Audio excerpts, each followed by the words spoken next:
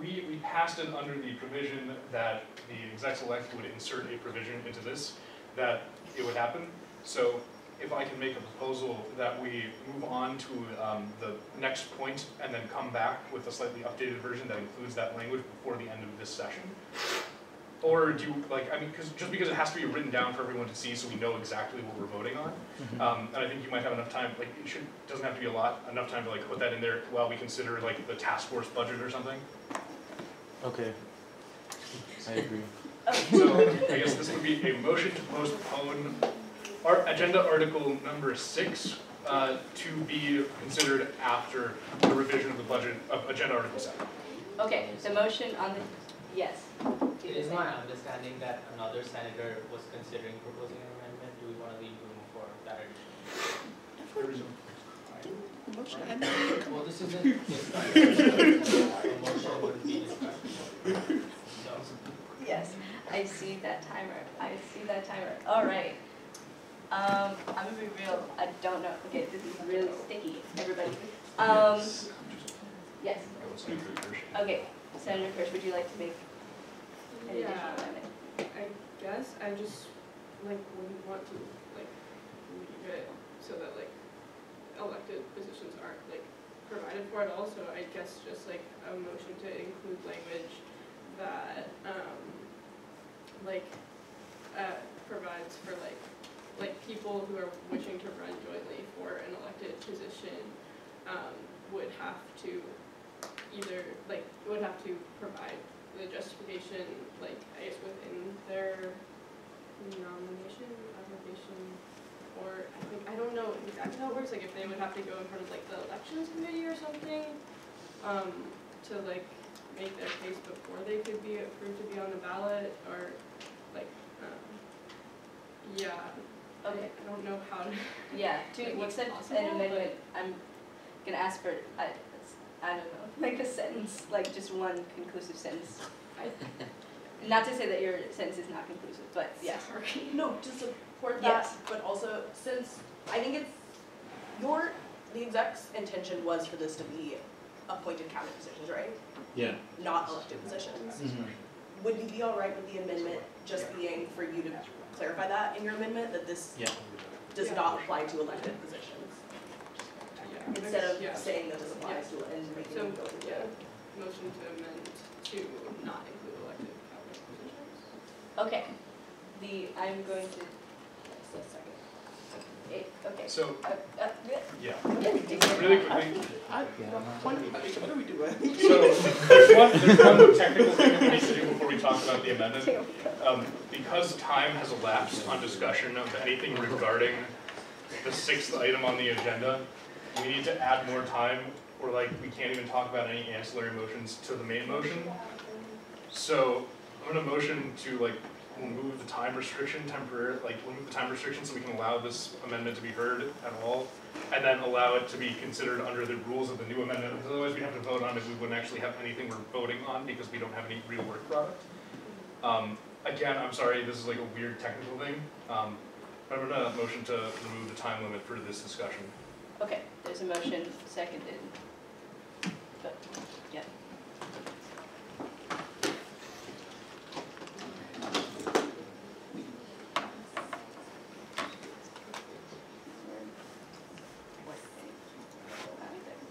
Okay, the removal of the time limit has passed, and now I think our attention is on the amendment to exclude elected executives from this resolution. Is that correct? Very good. Okay, is there a second for the motion to amend? Yes, seconded. Is there any further discussion about the motion to amend? Can I ask a point of information? Senator Kirsch, was your intention to expressly prohibit executive candidates from running jointly, or to implement a process by which they can run jointly? I think that I don't think that this resolution was intended to speak to elected. So it's not placing any extra prohibition that wasn't there, but it's just not I don't know, not addressing elected positions yet. Yes, yes. Yeah, I think that in terms of the elected positions, it would be a different conversation, is what I'm understanding. And so if that were to be an issue, which it definitely can be, like within Senate, that's a resolution was to come about, then that would happen at a later date, and we just wanted to narrow the focus so that the executive elects can do their jobs for. Okay, very good. So now the motion on the table is to amend to exclude cabinet members last call. Okay, we'll vote. This motion is to exclude elected officials from this resolution.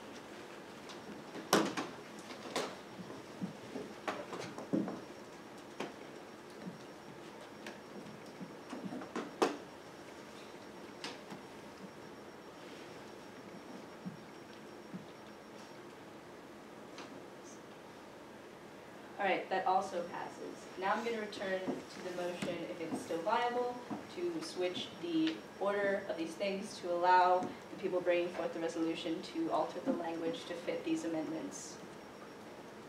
Is that still viable? Very good. Is there a second? Yes. Is there any discussion of this postponement switch moment? Okay, we will vote on that. I love a vote.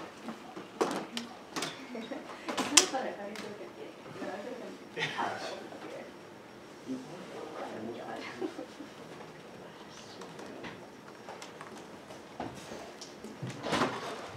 It's like stop.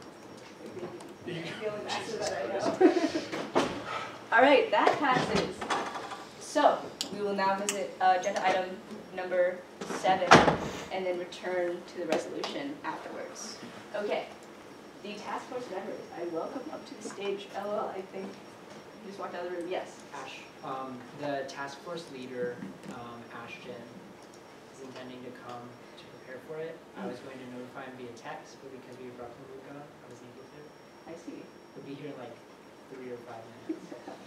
You see, this fools with our plan to do it right after I this would be one. happy to talk about some of the hours change. I would prefer that unless you are willing to bring forth a motion to further postpone until under agenda item 8.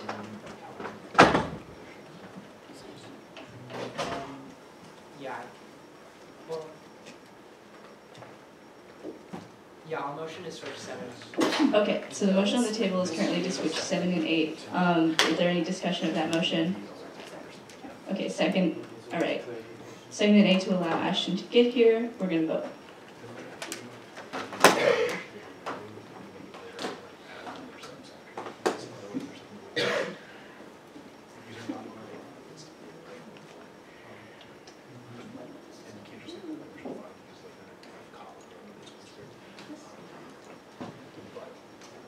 Okay, that passes. We'll switch those to give the task force members the chance to get here, and then please come up for agenda item number 8, unless you would like to stay back there. Okay, word.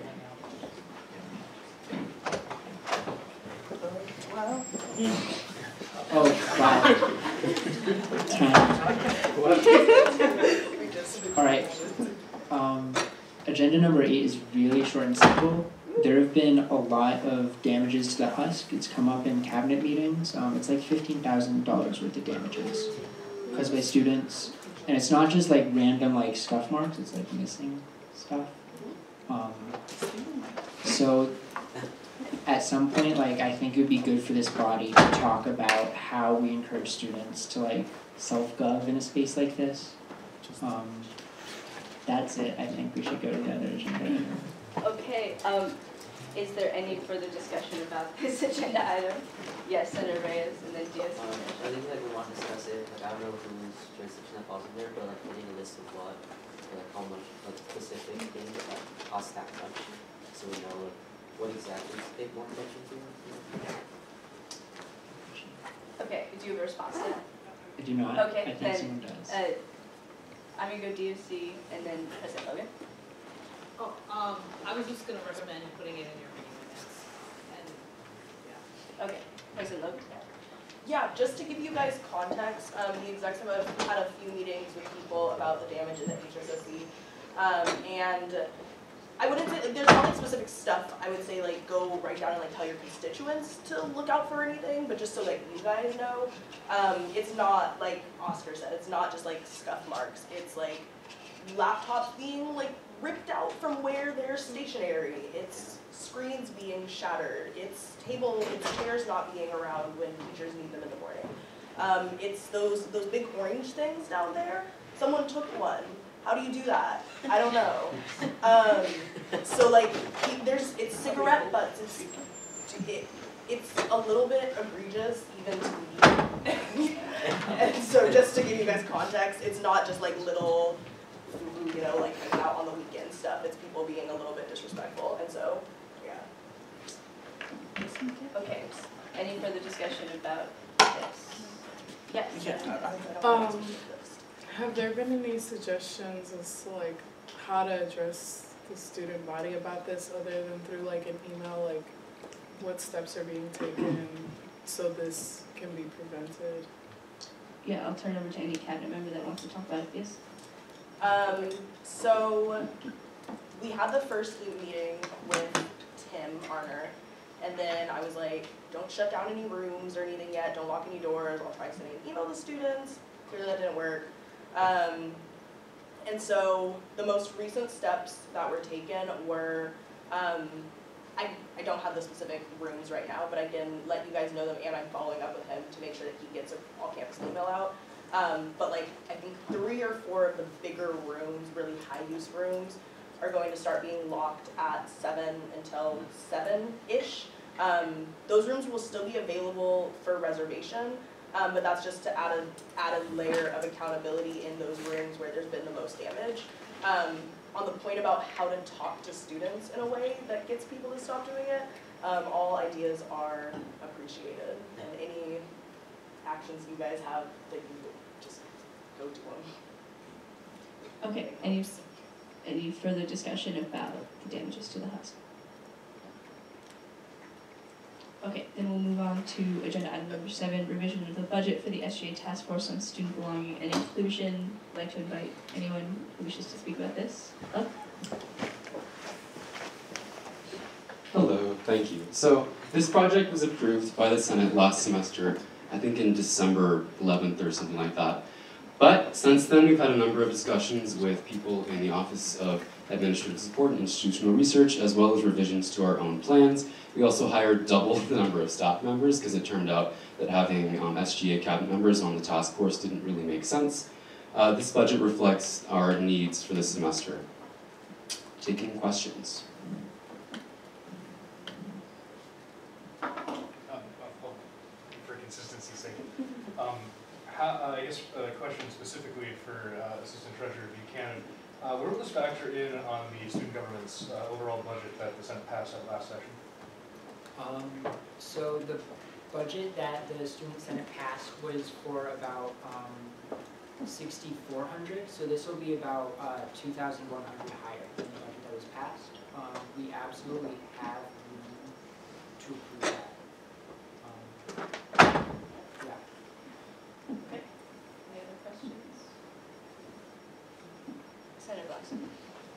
I guess just a general question of like, what exactly are y'all planning to do with the task force, and like what would these hours be filling? Like what would people be doing in these hours? Yeah, that's a good question. So there's 9 members total. We're doing a lengthy and complicated analytical study into student belonging on this campus. Our plan is to do between 30 and 40 qualitative interviews with students who are affected by this problem, taking a sample of the most affected populations as well as a general look at everyone on campus.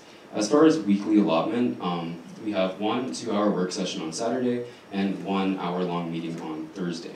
In between that time, task force members complete various tasks like meeting with their campus personnel, staff, writing things, doing research on presented materials, etc. Does that clarify things? Okay. Senator Houston.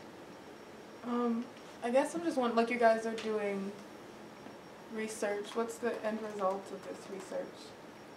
Yeah, that's also a really good question.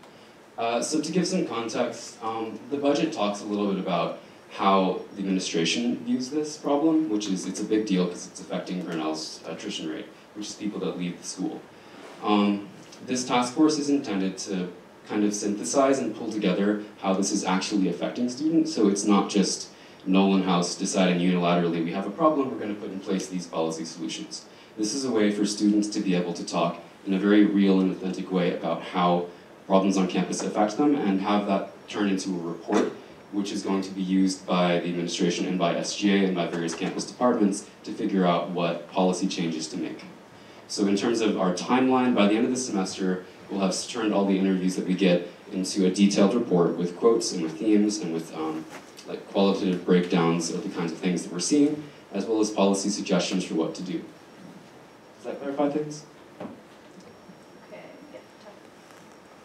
Okay, I will also speak to things like this type of research with the institution, like even though we know anecdotally a lot of the things students are suffering from, it's not enough for like the DOC to vouch to Mari, who can like then vouch to other people in executive position. They really demand like rigorous research with lots of numbers and that. Otherwise, change at the executive level is going to take a lot longer. So unfortunately, while this does seem very bureaucratic, it is effective.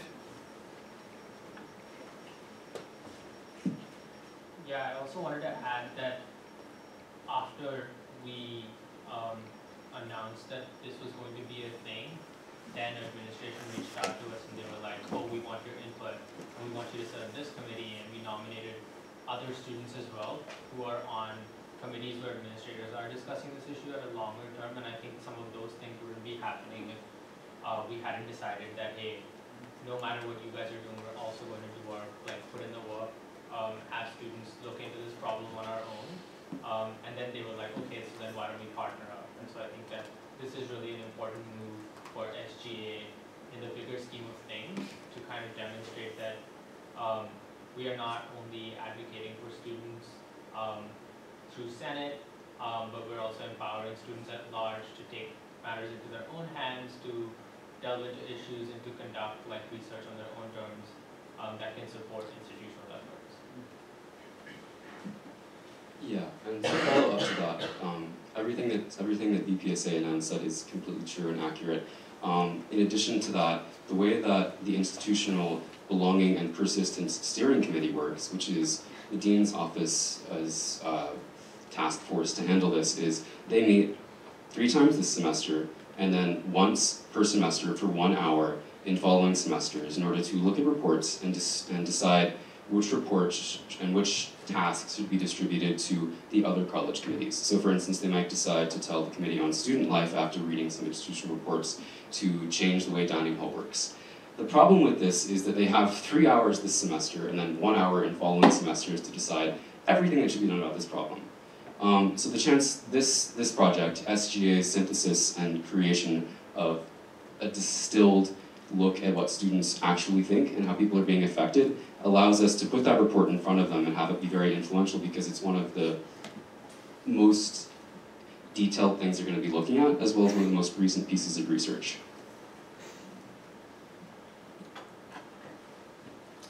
Yes, I have like 2 questions. I guess like my main thing is like, so there's going to be members of this task force. How are they, like, who decides how they be a member? Are they just applying?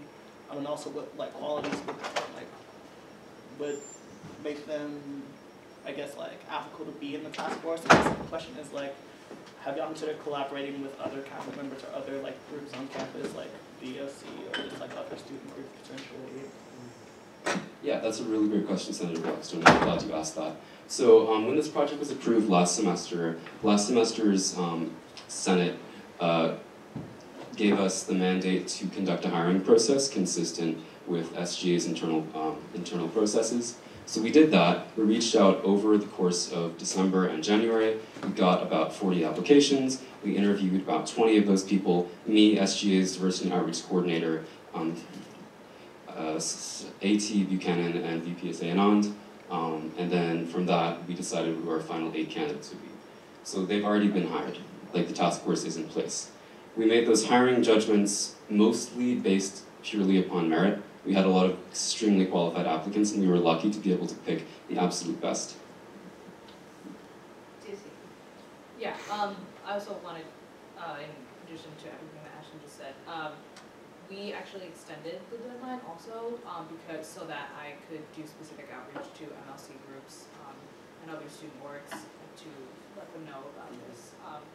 So, yeah, I believe that outreach is handled well, but Senator Tom. I realize that the task force is already in place, and sorry, I'm losing my voice, but I'm just wondering what your plan is for finding that diverse group of students to interview. Yeah, that's a really, really salient question to us right now, Senator Tlapa. So the task force's plan essentially is to put posters everywhere, to send out several all-campus emails, to do specific outreach to MLC groups, and potentially to do some tabling. It would be really helpful if, when we do start outreach, senators could put information about us in their mini-minutes, because we really do want to make everyone on campus aware of this project and give everyone the chance to submit our screening survey and be considered for an interview. Can you clarify and say more about the screening survey and Yeah. how that functions? Absolutely. So picking 40 interviewees to represent the entire campus is an incredibly challenging task. Something that Norm Broughton, Grinnell's in-house research compliance specialist, I think is the title, as well as Georgiana Robinson, head of analytical and institutional research, recommended to us was that we intentionally oversaturate our sample with demographics that other institutional reports produced by Grinnell over the past 10 years have suggested are most affected by problem of belonging. So we're going to try and get everyone, and we're also going to try and specifically target people who we think are most affected, which is people of color on this campus, LGBTQ+ students, students with disabilities, as well as student athletes, and a couple others particular demographics. The screening survey allows us to get an idea of what someone's affiliations are and how they're affected by this problem and how much they want to talk to us about it. Just, it's not a question, just a point of appreciation for considering reaching out to MLC groups, because I feel like that's a really important demographic. And yeah, good job. Thank you. Any more questions for Ashton before we consider the expansion of the budget? Okay. Let us consider. Yeah. This is the expansion of the budget, revision of the budget. This must be a 50% plus more. Not bad. I'm gonna try and first from the majority, but I was using numbers everywhere else. Living consistent. I see. Versus living that.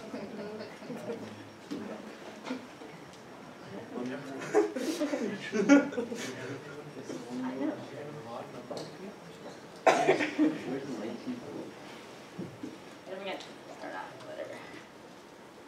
Okay, the motion passes, the revision of the budget has happened. Yeah, thanks for coming. Well, thank you all. We'll keep you updated throughout the semester. Alright, so now we go back into the belly of the beast here to talk about this resolution. Is there any way to highlight the changes that have